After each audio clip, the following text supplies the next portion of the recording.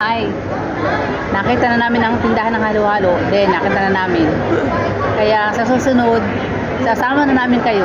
Hindi mo na nga kailangan lumayo pa sa Central para matikman ang Filipino-style halo-halo. Nakita namin ito noong Sunday na nag-day off kami ni Ate Mirna. At syempre, i-video ko para naman ma-share ko sa inyo. Dito yan malapit sa mid-level, sa may pinakamahabang escalator dito sa Hong Kong. Dito kami sa mall nagtambay para hindi masyadong mainit pagkatapos namin magpapogi.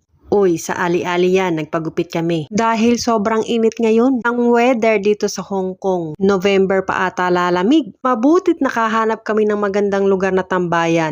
Para itong food court sa Pilipinas. Iba't ibang klase ng pagkain ang naan dito sa lugar na ito. Eto nga't nag-try kami ng Singaporean noodles. Very affordable dahil naghati kami sa isang malaking bowl ng noodles. Aba, hindi namin mauubos pag dalawa. Halagang $68.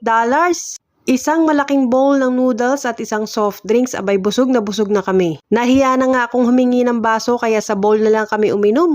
At tingnan mo nga itong menu. Sa binilhan namin ng halo-halo, ang nakalagay Filipino style halo-halo dito sa Chat Time. Tindahan talaga yan ng mga milk tea dito sa Central Market. Tandaan nyo ha, sa may papuntang mid-level. So kita-kits uli. Thank you, bye!